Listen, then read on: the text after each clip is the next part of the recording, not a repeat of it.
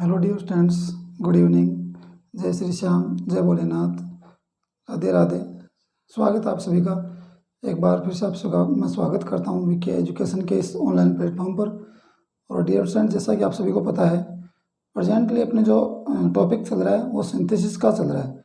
और सिंथेसिस में अगर देखा जाए तो अभी ऑलरेडी अपनी 5 क्लासेज हो चुकी हैं और आज की अपनी जो 6 नंबर की क्लास होने वाली है वो भी सिंथेसिस को लेकर ही होने वाली है डियर स्टूडेंट्स।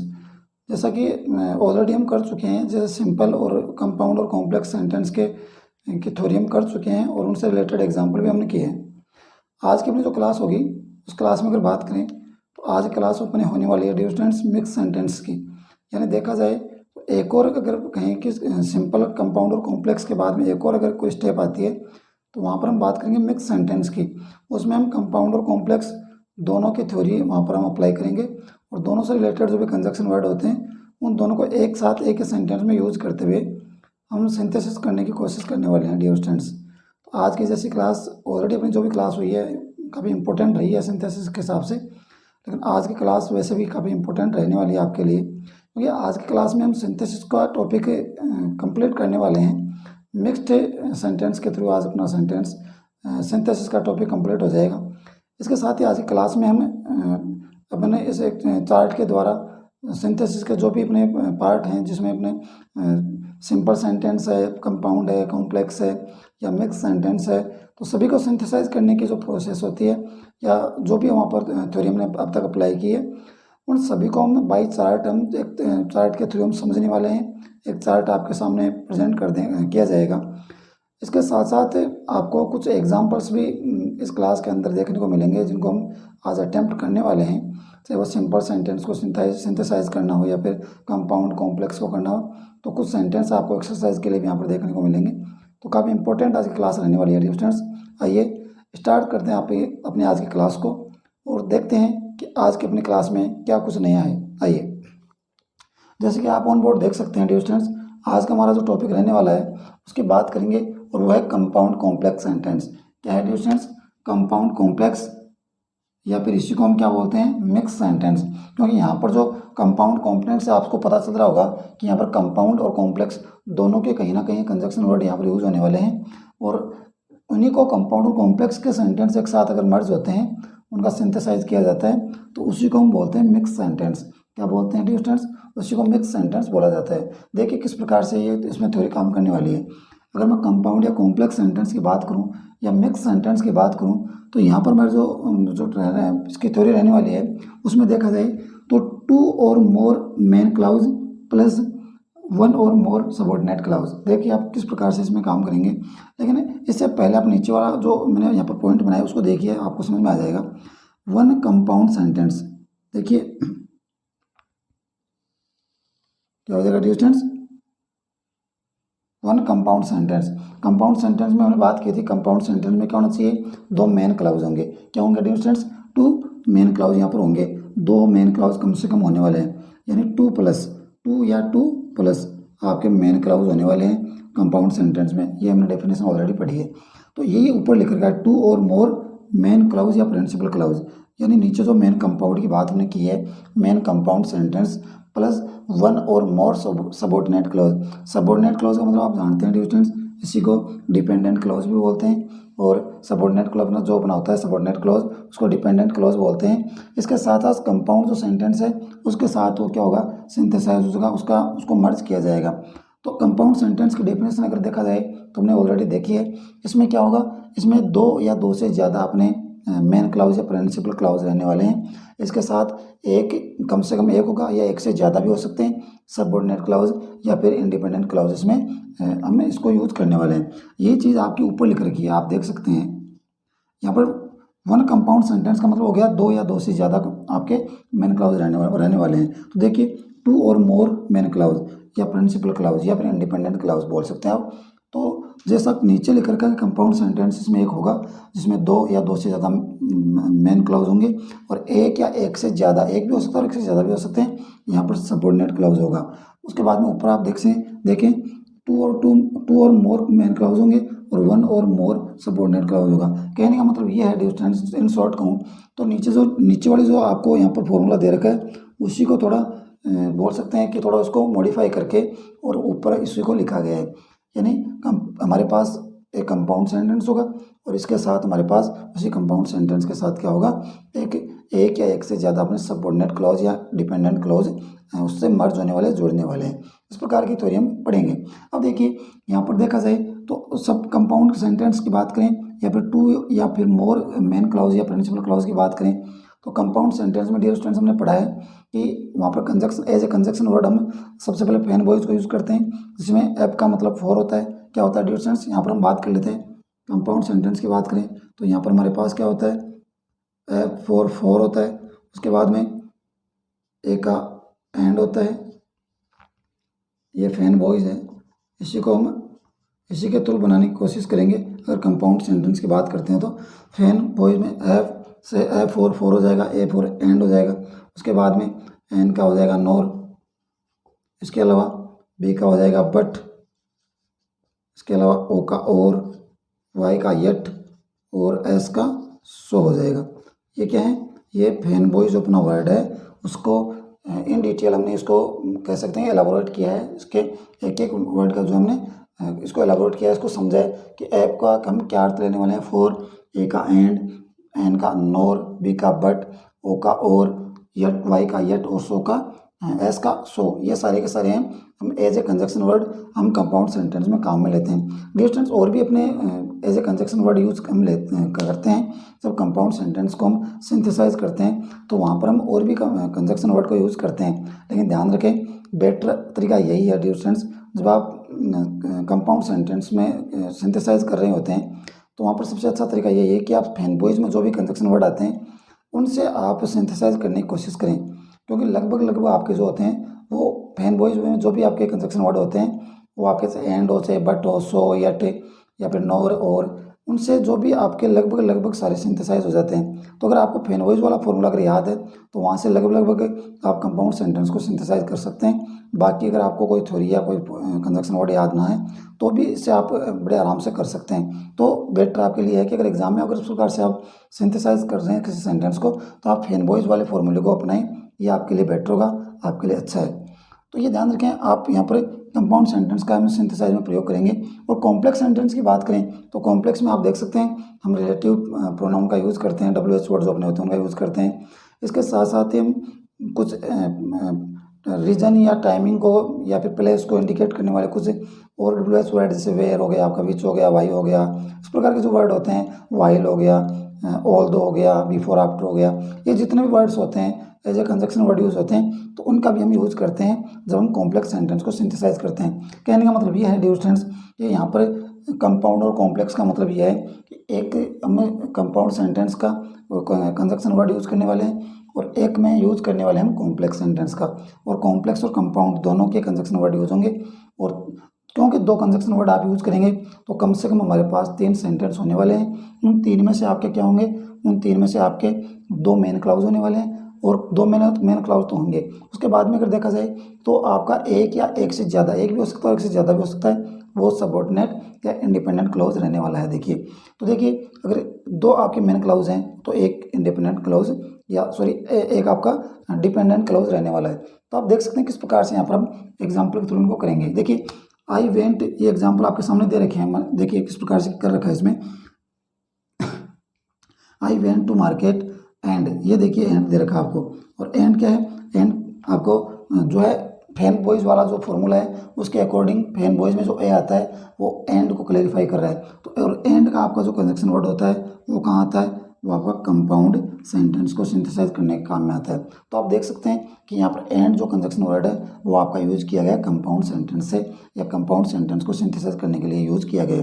तो आप देख सकते हैं I went to market and bought a book, मैं मार्केट गया और मैंने क्या किया, मैंने एक बुक खरीदी। तो आप देख सकते हैं कि आपका ये मेन क्लॉज हो गया और इसके साथ में आपका ये एंड के साथ में जुड़ गया, आपका ये दूसरा मेन क्लॉज था इसके साथ में। तो आपका ये बोल सकते हैं कि ये सबऑर्डिनेट या आपका कोऑर्डिनेटिंग कंजक्शन हो गया। इसके साथ में आगे देखिए आप विच या दैट, आप विच या दैट, विच से भी जोड़ सकते हैं, दैट से भी। वॉज लॉस्ट यस्टरडे, यानी कह सकते हैं कि आई वेंट टू मार्केट, में मार्केट गया, एंड बाउट ए बुक, मैंने एक बुक भी खरीदी, मार्केट गया और बुक खरीदी। विच या दैट, जो वॉज लॉस्ट जो खो गई थी, कब? यस्टरडे, कल। यानी जो बुक मैं मार्केट से लाया था और मार्केट गया था, मार्केट से जो बुक लाया था वो क्या हो गई? खो गई। अब देखिए यहाँ पर जो कंजक्शन वर्ड यूज़ किया गया है वो कहीं ना कहीं आपका बोल सकते हो कि कोरिलेटिव से या फिर कॉम्प्लेक्स सेंटेंस को क्लैरिफाई करने वाला कंजक्शन वर्ड यहाँ पर यूज़ किया गया है, WH वर्ड यूज़ किया गया है, रिलेटिव वर्ड आपका यूज़ किया गया है। तो आप देख सकते हैं कि यहाँ पर कंपाउंड सेंटेंस को सिंथेसाइज किया जा रहा है। अगर यहाँ तक देखा जाए तो कंपाउंड सेंटेंस आपका ये बुक आई से लेकर बुक तक देखा जाए तो यहाँ पर कंपाउंड सेंटेंस आपका दे रखा है। और यहाँ से आप देखें बुक के बाद में यहाँ से आप देखें अबाउट के बाद में तो आगे का सेंटेंस दोनों देखेंगे तो आप मर्ज हो रहे हैं किसके साथ? एक कॉम्प्लेक्स सेंटेंस के कंजक्शन वर्ड के साथ। तो आप देख सकते हैं कि कंपाउंड का और कॉम्प्लेक्स का दोनों के कंजक्शन वर्ड साथ यूज किए जा रहे हैं और तीनों ही सेंटेंस को मर्ज करने के लिए दो कंजक्शन वर्ड यूज किए गए हैं, एक कंपाउंड का और एक आपका यूज किया गया है कॉम्प्लेक्स सेंटेंस का। तो आप देख सकते हैं कि आगे जो सेंटेंस दे रखा है वो आपका क्या है? वो आपका सबऑर्डिनेट क्लॉज दे रखा है। आगे वाला जो सेंटेंस है विच या दैट वाज लॉस्ट यस्टरडे आपका सबऑर्डिनेट क्लॉज दे रखा है, आप समझ सकते हैं इसको। द एंड यहाँ पर क्या है? एंड आपका कोऑर्डिनेटिंग कंजक्शन है और आई वेंट टू मार्केट ये आपका क्या है? ये आपका मेन क्लॉज दे रखा है। उसके बाद में नेक्स्ट आप देख सकते हैं Elena wanted to get first position in the class. Elena class में फर्स्ट पोजीशन प्राप्त करना चाहती थी।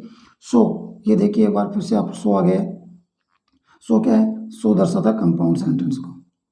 ये कंपाउंड सेंटेंस को बोल सकते हैं कि सिंथेसाइज करने की ये प्रोसेस होती है। आप देख सकते हैं फैन बॉयज़ में जो एस एंड में आता है वो किसको दर्शाता है? वो दर्शाता है सो को। तो यहाँ से देख सकते हैं कंपाउंड सेंटेंस में as a conjunction word use होता है सो, तो यहाँ पर सो से कनेक्ट कर दिया गया दोनों सेंटेंस को। Elena wanted to get first position in class so she studied hard. Elena class में फर्स्ट पोजीशन प्राप्त करना चाहती थी, इसलिए उसने जो है खूब मेहनत की, खूब पढ़ाई की। उसके बाद में देखिए यहाँ पर कोमा है ऑल दो सी डिडंट सक्सीड, हालांकि वह सफल नहीं हुई। अब देखिए आगे आपको जो कंजक्शन वर्ड दे रखा है वो कॉम्प्लेक्स सेंटेंस को इंडिकेट करने वाला दे रखा है। देख सकते हैं ऑल दो होता है आपका, वो आपका कहीं ना कहीं अपोजिट सेंस को इंडिकेट करता है। जैसे बट होता है आपका, इसके साथ में येट भी होता है, लेकिन बट और येट जो होते हैं वो आपके कहीं ना कहीं कंपाउंड सेंटेंस में सिंथेसाइज करने के लिए काम में आते हैं। लेकिन ऑल दो हो गया आपका, इसके साथ साथ आपका दो हो गया, वाइल हो गया, ये सभी के सभी जो वर्ड हैं वो आपके यूज़ होते हैं, वो आपके कॉम्प्लेक्स सेंटेंस में as a conjunction word use होते हैं। तो आप देख सकते हैं एलेना से लेकर के और हार्ड तक जो दो सेंटेंस मर्ज हुए हैं उनमें सो का प्रयोग किया गया है। और सो क्या है? कंपाउंड सेंटेंस को मर्ज करने की एक प्रोसेस है, एक as a conjunction word use हो रहा है। तो यहाँ से लेकर के एलेना से लेकर के और यहाँ तक हार्ड तक ये आपका क्या है? कंपाउंड सेंटेंस है। और अगर सी से देखा जाए, सी के बाद में और सक्सीड तक देखा जाए यहाँ से यहाँ तक, तो ये आपका क्या है? ये आपका she studied hard although she didn't succeed, ये आपका कॉम्प्लेक्स सेंटेंस है। यहाँ से लेकर के यहाँ तक ये आपका कॉम्प्लेक्स सेंटेंस है और यहाँ हार्ड से लेकर के और एलेना तक ये क्या आपका कंपाउंड सेंटेंस है। तो आप देख सकते हैं दोनों को जब एक साथ जोड़ा जाएगा तो किस प्रकार से लिखा जाएगा? कंपाउंड कॉम्प्लेक्स सेंटेंस लिखा जाएगा। यानी बोल सकते हैं कंपाउंड कॉम्प्लेक्स सेंटेंस या मिक्स्ड सेंटेंस। एक बार दोबारा देखिए डियर स्टूडेंट्स, एक बार इनको हम कंपाउंड कॉम्प्लेक्स सेंटेंस या मिक्स्ड सेंटेंस की आज अपनी क्लास है और इसमें हम इन दोनों ही कंपाउंड कॉम्प्लेक्स या मिक्स सेंटेंस के से रिलेटेड कुछ अपनी थ्योरी अपनी है जिसमें इसमें करने वाले हैं। देखिए अगर कंपाउंड या कॉम्प्लेक्स सेंटेंस होता क्या है, तो यहाँ पर कंपाउंड सेंटेंस होगा एक, और एक कंपाउंड सेंटेंस का मतलब हो गया कम से कम दो मेन क्लाउज रहने वाले हैं। तो देखिए दो और दो से ज़्यादा मेन क्लाउज, ये नीचे वाली बात ऊपर लिखी हुई है। उसके बाद में वन और मोर सबऑर्डिनेट क्लाउज, ये आगे वाली बात तो एज इट इज़ लिखी गई है, ये तो आपकी एज इट इज़ लिखी गई है, ये देख सकते हैं आप। लेकिन यहाँ पर वन कंपाउंड सेंटेंस और वन कंपाउंड सेंटेंस में आपके क्या होते हैं? कम से कम दो तो मेन क्लाउज या प्रिंसिपल क्लाउज या इंडिपेंडेंट क्लाउज होते ही होते हैं। ये हमने आज इसके जो है इसका फैक्ट है कंपाउंड कॉम्प्लेक्स सेंटेंस का, इसकी थ्योरी का बेस है। उसके बाद में बात करें कंपाउंड सेंटेंस में होता है, कंपाउंड सेंटेंसेस में एज ए कंजक्शन वर्ड हम फैन बॉयज एक ट्रिक का यूज़ करते हैं, जिसमें एप का मतलब फॉर होता है, एंड का मतलब और होता है। उसके बाद में एप का मतलब फॉर, ए का मतलब एंड, ओ का एन का मतलब यहाँ से और नोर से लेंगे, बी फॉर बट हो जाएगा। उसके बाद में ओ का और, येट, वाई से येट हो जाएगा और एस से क्या हो जाएगा? सो हो जाएगा। फिर इसी को इंडिकेशन देते हुए हम यहाँ पर कुछ एग्जाम्पल हमने किए। I went to market and bought a book. About a book, book तक आपका कंपाउंड सेंटेंस है। उसके बाद में देखिए विच या दैट वॉज लॉस्ट यस्टरडे, क्योंकि विच या दैट आपका एज रिलेटिव वर्ड आपका यूज हुआ है, को रिलेटिव वर्ड आपका यूज हुआ है, तो आप देख सकते हैं कि यहाँ से आपका क्या है, कॉम्प्लेक्स सेंटेंस को इंडिकेशन दे रहा है। तो कंपाउंड ये एज ए कंपाउंड आपका ये यूज किया है, सब कोऑर्डिनेटिंग कंजक्शन यूज हुआ है आपका एंड, और यहाँ आपका जैसे जैसे रिलेटिव प्रोनाउन यूज हुआ है। देख सकते हैं कंपाउंड और कॉम्प्लेक्स दोनों के कंजक्शन वर्ड यूज हैं, तो आपका क्या हो जाएगा, दोनों को मिला देंगे तो कंपाउंड और कॉम्प्लेक्स सेंटेंस को बोलेंगे या मिक्स्ड सेंटेंस बोलेंगे। उसके बाद में देखें, Elena wanted to get first position in the class so she studied hard although she didn't succeed. यहाँ पर देखिए आप एलेना से लेकर के और हार्ड तक देखिए, यहाँ तक ये सो आ रहा है बीच में। सो क्या है, कंजक्शन वर्ड है, किसमें, फैन बॉयज में। एस का मतलब होता है सो, तो फैन बॉयज कहाँ आता है, कंपाउंड में। यानी आप एलेना से लेकर के हार्ड तक क्या आपका कंपाउंड सेंटेंस है, और उसके बाद में ऑल दो लगा दिया, और although conjunction as a conjunction word कहाँ यूज होता है, ये आपका यूज होता है कॉम्प्लेक्स सेंटेंस में। तो दोनों को अगर देखा जाए तो दोनों को मर्ज किया जाएगा या दोनों को साथ बोलेंगे तो क्या हो जाएगा, कंपाउंड कॉम्प्लेक्स सेंटेंस को बोला जाएगा। ये आपका था dear students compound complex sentence या मिक्स सेंटेंस। आई होप कि आपको ये चीज़ समझ में आ गई होगी। यहाँ पर मैं एक चीज़ और बताना चाहूँगा आपको कि जब आप कंपाउंड सेंटेंस में सिंथेसाइज करते हैं तो ध्यान रखें, कंपाउंड सेंटेंस में सिंथेसाइज करते समय आपके लिए बेटर यही रहेगा कि आप फैन बॉयज वाली ट्रिक अपनाएं, और फैन बॉयज वाली ट्रिक से आप फॉर, एंड, नोर, बट, और, येट और सो, इनसे आप सेंटेंस को सिंथेसाइज करने की कोशिश करें। लेकिन इतना ध्यान रखें कि यहाँ पर कंपाउंड सेंटेंस में आपको कॉमास का विशेष ध्यान रखना पड़ेगा, क्योंकि आप फैन बॉयज में जो भी आपके वर्ड आ रहे हैं उनको यूज़ करने से ठीक पहले आपको कॉमास का यूज़ करना पड़ता है, ये ध्यान रखें। अलग अलग सिचुएशन के हिसाब से अलग अलग कॉमाएँ यूज़ होती हैं, वो आपको ध्यान रखना पड़ेगा।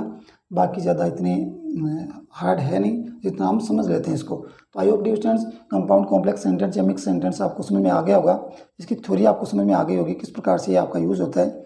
इसके बाद में हम बात करते हैं डियर स्टूडेंट्स, ये अपना टोटल कंप्लीट है, सिंपल सेंटेंस हमने कंप्लीट किया है, उसके बाद में कंपाउंड किया है, उसके बाद में कॉम्प्लेक्स हो गया, और आज अपना मिक्स्ड यानी कंपाउंड कॉम्प्लेक्स भी कंप्लीट है। इसके बाद में अब हम इसे एक चार्ट के द्वारा समझने की कोशिश करते हैं। एक आपके सामने एक चार्ट में पेश करता हूँ, यह चार्ट आपको समझाने की कोशिश करता हूँ, हो सकता है कि उससे आपको और थोड़ा सा समझ में हो जाए या और आप इस चीज़ को अच्छे से डिटेल में समझ सकें। आइए डियर स्टूडेंट्स चार्ट को समझ लेते हैं।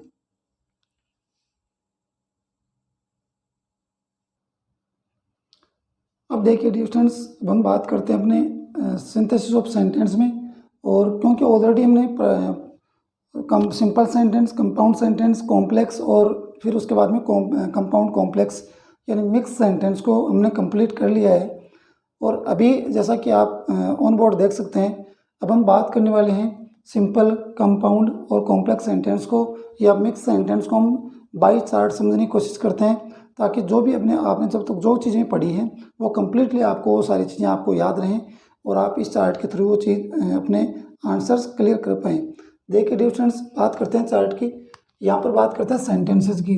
तो ऑलरेडी हमने पढ़ा है कि सिंपल सेंटेंस, इसका सिंथेसाइज हमने किया है, उसके बाद में कंपाउंड का किया है, और कॉम्प्लेक्स और लास्ट में किसका किया है, लास्ट में अपना कंपाउंड कॉम्प्लेक्स या मिक्स सेंटेंस को हमने क्या किया, मिक्सअप या यूँ कहीं सिंथेसाइज किया, मर्ज किया है। यहाँ पर देखा जाए तो सिंपल सेंटेंस है, और सिंपल सेंटेंस की जो आपकी थ्योरी है या यूँ कहूँ कि उसकी टर्म्स जो है वो क्या कहती है, वो ये कह रही है कि one subject and one predicate. यानी सिंपल सेंटेंस को अगर आप सिंथेसाइज करते हैं तो सिंथेसिस करते समय आप ध्यान रखें उस सेंटेंस में हमारे पास सिर्फ एक ही सब्जेक्ट होना चाहिए, और एक ही क्या होनी चाहिए, प्रेडिकेट। एक ही सब्जेक्ट होना चाहिए और एक ही क्या होना चाहिए, प्रेडिकेट। आप देख सकते हैं प्रेडिकेट क्या होता है, ध्यान रखें। सब्जेक्ट हमारा जो अपने सेंटेंस में एज ए सब्जेक्ट यूज हो जाता है, चाहे वो नाउन हो या प्रोनाउन हो, तो सब्जेक्ट के बाद में जो भी मटेरियल हमारे पास बचता है, सब्जेक्ट के अलावा जो भी हमारे पास चीज़ें बचती हैं एक सेंटेंस में, वो टोटली क्या होती हैं, वो प्रेडिकेट के अंतर्गत इंक्लूड की जाती हैं डियर स्टूडेंट्स। और उसके बाद में देखिए वन सब्जेक्ट और वन फिनाइट वर्ब। देखिए हमारे पास सिंथेसाइज करते समय वो सब्जेक्ट एक ही रहना चाहिए, और इसके साथ साथ ही फिनाइट वर्ब। फिनाइट का मतलब आप ये समझ लीजिए डियर स्टूडेंट्स कि फिनाइट वर्ब होती क्या है। फिनाइट वर्ब उसको बोलते हैं जो किसी सेंटेंस में आपकी क्या होती है डियर स्टूडेंट्स, आपकी फिनाइट वर्ब जो है मानी जाती है, ध्यान रखें। तो ये आपकी क्या होती है, फिनाइट वर्ब आपकी एक ही रहनी चाहिए। इसी को हम क्या बोलते हैं, इसी को हम मेन वर्ब बोलते हैं, ध्यान रखें। इसके साथ साथ इसका एग्जाम्पल देखें तो एग्जाम्पल किस प्रकार से हम करने वाले हैं, having finished homework Ram went to school. आप इस सेंटेंस में आराम से देख सकते हैं यहाँ पर हमारे पास सब्जेक्ट एक ही होना चाहिए, तो सब्जेक्ट एक ही है, क्या है, राम। यहाँ पर फिनाइट वर्ब भी एक ही रहनी चाहिए, तो फिनाइट वर्ब कौन सी है, फिनाइट वर्ब हमारे पास क्या है, वेंट। ये आपकी, जिसे आप मेन वर्ब भी बोल सकते हो, ये आपकी फिनाइट वर्ब एक ही रहनी चाहिए। अब देखिए आप राम, जब सब्जेक्ट एक है और फिनाइट वर्ब भी एक ही है, अब क्योंकि अगर सेंटेंस अलग अलग होता तो ये आपकी फिनिश्ड भी क्या होती, मेन वर्ब होती। लेकिन ध्यान रखें अपने टर्म्स एंड कंडीशन क्या कहते हैं, सब्जेक्ट एक रहना चाहिए और फिनाइट वर्ब भी एक रहना चाहिए। और जो अपनी दूसरी वाली जो फिनाइट, जो अपनी वर्ब थी फिनिश, उसको हमने क्या कर दिया, उसको कहीं ना कहीं हमने सिंथेसाइज करके और हमने उसको हैविंग के साथ में ऐड कर दिया। अब ये मेन वर्ब की तरह काम नहीं करेगी। उसके बाद में देखिए फिनाइट वर्ब नहीं है, ध्यान रखें स्टूडेंट्स। उसके बाद में बात करेंगे कंपाउंड सेंटेंस की। और कंपाउंड सेंटेंस क्या है, कंपाउंड सेंटेंस की अगर बात करें तो इसमें बात करेंगे टू और मोर प्रिंसिपल क्लाउज, क्योंकि ऑलरेडी में अब चीज़ पढ़ चुके हैं कि कंपाउंड सेंटेंस में कम से कम 2 मेन क्लाउज रहने वाले हैं, और उसके साथ साथ जो दोनों ही मेन क्लाउज रहेंगे वो आपके कहीं ना कहीं सबोर्ड, जो कोऑर्डिनेटिंग कंजक्शन होते हैं उन कोऑर्डिनेटिंग कंजक्शन के साथ वो जुड़े हुए होते हैं या उनसे कनेक्टेड होते हैं। कोऑर्डिनेटिंग कंजक्शन कौन कौन से होते हैं वो आपको ऑलरेडी पता है डियर स्टूडेंट्स।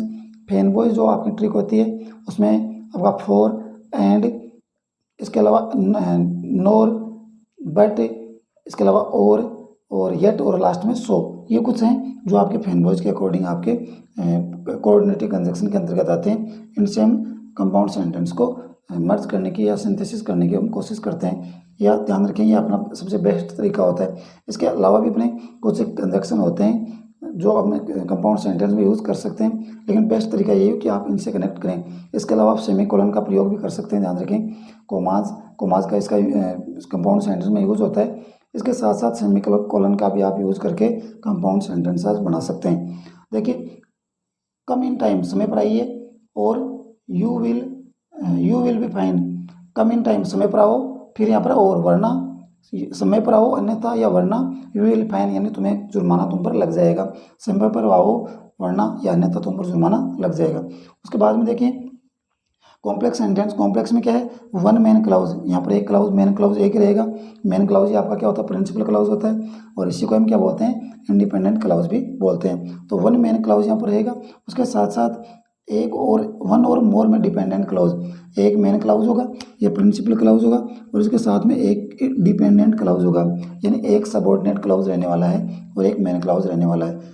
ये स्थिति अगर बनती है तो आप कॉम्प्लेक्स सेंटेंस की तरफ जाएंगे।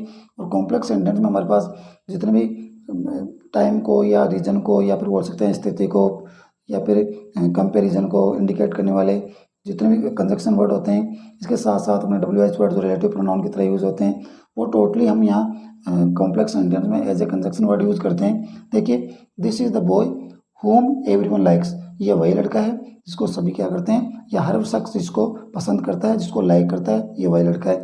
तो हु से यहाँ पर होम से यहाँ पर क्या कर दिया गया, उसको सिंथेसाइज कर दिया गया, और यहाँ पर आप देख सकते हैं कि कॉम्प्लेक्स सेंटेंस की प्रोसेस यहाँ पर कंप्लीट होती है।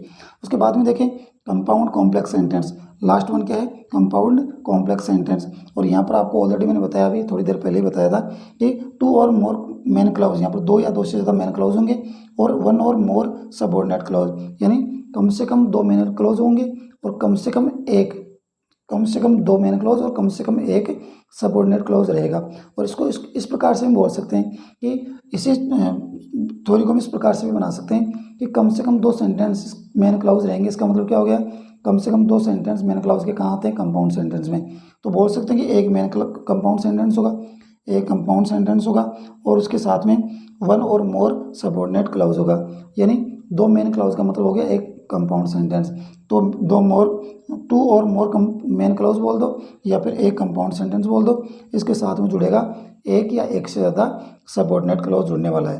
अब आप देख सकते हैं किस प्रकार से, Atul goes to office, Atul office जाता है, बट ही डजेंट वर्क, लेकिन वह काम नहीं करता। देखिए बट से जोड़ा गया है, फैन बॉयज वाले तरीका अपनाया गया, ये फॉर्मूला अपनाया गया और यहाँ से बट से जोड़ दिया गया। तो देर तक अपना सेंटेंस देखेंगे तो अतुल से लेकर देर तक अपना सेंटेंस कौन सा होगा, कंपाउंड। उसके बाद में देखें because he has not got salary, यानी उसे अभी तक सैलरी नहीं मिली है। अतुल ऑफिस जाता है लेकिन वो काम नहीं करता, क्योंकि he has not got salary.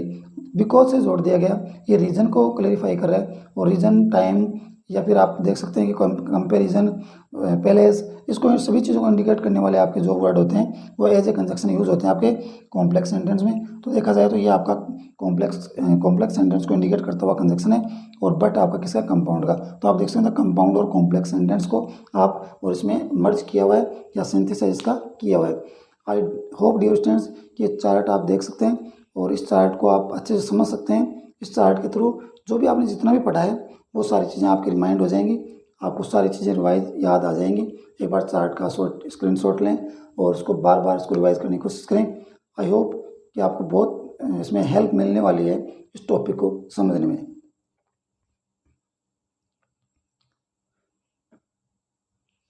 उसके बाद में हम बात करेंगे डियर स्टूडेंट्स, जैसे कि ऑलरेडी हम बात करते हैं हर क्लास में, और आज भी हम बात करने वाले हैं। आज की क्लास में हम बात करेंगे कुछ वोकेब की, और आज की अपनी क्लास की जो वोकेब रहने वाली है उस वोकेब की बात करते हैं। और आज क्लास के अपने वोकेब के दो इंपॉर्टेंट वर्ड रहेंगे, उनमें फर्स्ट वन रहेगा एनर्जेटिक और सेकंड वन रहने वाला है dear students enhance. First one रहेगा एनर्जेटिक और सेकंड वन जो अपना वर्ड रहेगा वो रहेगा इनहेंस। चलिए दोनों ही वोकेब के इंपॉर्टेंट वर्ड्स की चर्चा करते हैं, उनको समझते हैं और उनको क्लियर करने की कोशिश करते हैं ताकि आपको और अच्छे से वोकेब तैयार हो जाए।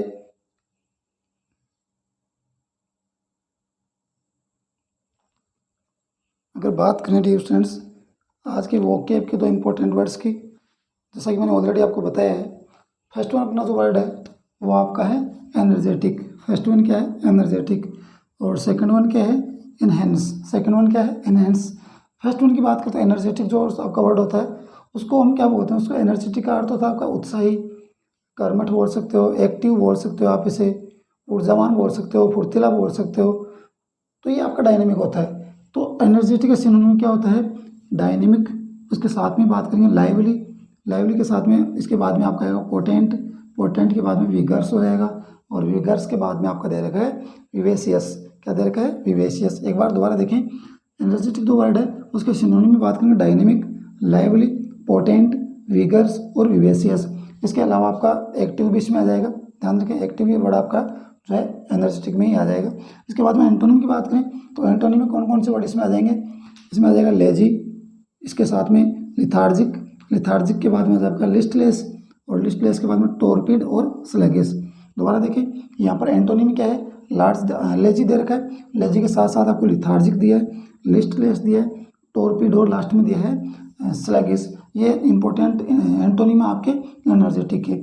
उसके साथ में देखिए अगर इनहेंस की बात करें तो इनहेंस में हमारे पास जो इसका अर्थ होता है वृद्धि, बढ़ोतरी या इम्प्रूवमेंट जिसे बोलते हैं, वो आपका आएगा इनहेंस का। इसका अर्थ होता है वृद्धि, बढ़ोतरी या सुधार। अब अगर सिनोनिम की बात की जाए तो सिनोनिम में इसमें कौन कौन से वर्ड आएंगे, तो सिनोनिम देखिए ऑगमेंट आ जाएगा, ऑगमेंट के अलावा आपका बूस्ट, बूस्ट के साथ हो जाएगा आपका इंक्रीज, इंक्रीज के बाद में दे रखा है इम्प्रूव, इम्प्रूव के बाद में दे रखा है रेज, और लास्ट में दे रखा है स्वेल। दोबारा देखें इनहेंस जो वर्ड है इसका अर्थ वृद्धि या बढ़ोतरी होता है, उसके सिनोनिम में बात करेंगे ऑगमेंट, ऑगमेंट के बाद में बात करेंगे बूस्ट, इंक्रीज, इम्प्रूव, रेज और स्वेल। ये इसके सिनोनिम दे रखे हैं आपको इनहेंस के। उसके बाद में बात करें तो एंटोनिम्स के क्या हो जाएंगे, इसके अपोजिट वर्ड कौन कौन से होंगे, तो देखिए डिस्टेंस इंक्रीज का हो जाएगा डिक्रीज, उसके बाद में डिमिनिश, और इसके बाद में डिमिनिश के बाद में दिया है मिनिमाइज, और मिनिमाइज के बाद में लास्ट वन जो अपना वर्ड दिया है वो दिया है रिड्यूस। दोबारा देखें एंटोनिम की बात करें तो वृद्धि या बढ़ोतरी के लिए अगर एंटोनिम कोई वर्ड होगा या अपोजिट कोई वर्ड होगा तो महंगा इंक्रीज का हो जाएगा डिक्रीज, उसके बाद में दिया है डिमिनिश, मिनिमाइज और लास्ट में दिया है रिड्यूस। ये इंपॉर्टेंट एंटोनिम और सिनोनिम थे, दो बड़े इंपॉर्टेंट वर्ड थे डिस्टेंस।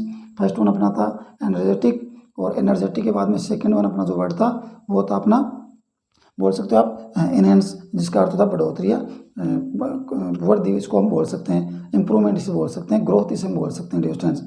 तो आज क्लास में इतना ही। आई होप कि आज की क्लास आपको पसंद आई होगी। और इसी आज की क्लास के साथ की स्टूडेंट्स मैं आपको याद दिला दूं कि पिछले कुछ समय से अपना जो सिंथेसिस जो बड़ा इंपॉर्टेंट टॉपिक चल रहा था, और एट लास्ट अपना ये टॉपिक आज कंप्लीट होता है। और क्योंकि हमने इसको बाई थ्योरी कंप्लीट किया है, एग्जाम्पल के थ्रू समझने की कोशिश की है, तो इसके काफ़ी 6-7 क्लासेज अपनी हो चुकी हैं। और एक्सरसाइज हमें इसको बाद में एक्सरसाइज करने की कोशिश करेंगे। फिलहाल हमें बाई थ्योरी ऑलमोस्ट सभी टॉपिक को क्लियर करने की कोशिश करते हैं, क्योंकि अगर थ्योरी आपकी अगर चीज़ क्लियर है तो कहीं ना कहीं यहाँ पे उसके एक्सरसाइज आप बड़े इजी वे में उसको कर सकते हो, क्योंकि थ्योरी आपका क्लियर होना बहुत ज़रूरी है। उसके बाद में आप कितने भी एग्जाम्पल आपके सामने हो, उस थ्योरी को अप्लाई करते हुए या उस फॉर्मूले को अप्लाई करते हुए आप बड़े बहुत सारे एग्जाम्पल्स आप कर सकते हैं डियर स्टूडेंट्स, और बहुत सारे एग्जाम्पल हम करेंगे। फिलहाल हम आज क्लास में इतना ही। इसके बाद में नेक्स्ट जो क्लास होगी उस क्लास में हम बात करने वाले डियर स्टूडेंट्स एक नया टॉपिक की, और नया टॉपिक अपने लिए जो होगा उस टॉपिक में हम बात करने वाले dear students active and passive की, क्योंकि नया जो टॉपिक होगा वहाँ पर बड़ा ही इंपॉर्टेंट टॉपिक होगा डियर स्टूडेंट्स, एक्टिव और पैसिव, और उसी टॉपिक को लेकर के नेक्स्ट क्लास में हम चर्चा करेंगे। तो आइए आज क्लास में इतना ही, नेक्स्ट क्लास में आपसे फिर से मुलाकात होगी, बहुत जल्द मुलाकात होगी। तब तक के लिए अब मुझे इजाज़त दीजिए, नेक्स्ट क्लास में आप सभी से फिर से मिलेंगे। तब तक के लिए नमस्कार, गुड नाइट, राम राम, जय Shri Krishna, and thank you so much for watching this class.